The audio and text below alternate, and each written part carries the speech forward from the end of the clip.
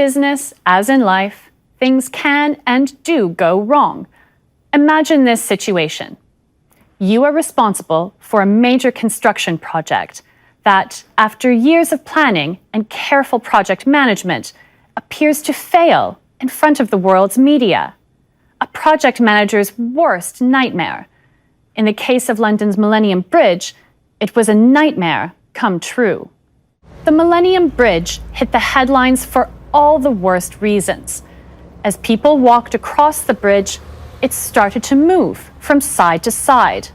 A bit surprised by the degree of sway. I feel very seasick, yes, but it's not too much further. We can get off the other end. The architects say that as a suspension bridge, it was always intended to move, though not quite as much as it has been over the last few days.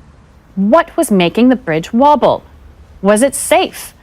It wasn't a big movement, but people could feel it and were worried about the safety of the bridge. The Millennium Bridge opened in the year 2000 on the Millennium, but that was actually slightly behind schedule and slightly over budget. But in a project of that complexity, that's not so unusual. What was unusual was that when people started to walk across the bridge, it began to sway quite dramatically from side to side.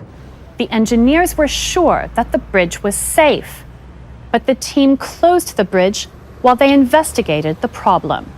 One of the central parts of a project manager's job is risk management. So that's anticipating all the things that could possibly go wrong and having a plan in place to reduce those risks. And in the case of the Millennium Bridge, they just didn't see the wobble coming at all.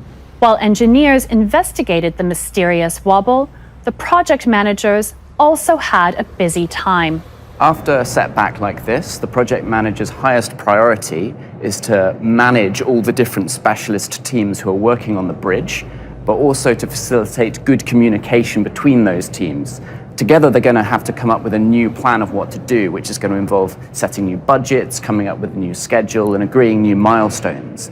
But the most important thing, immediately, is to figure out what the problem was and to find a solution.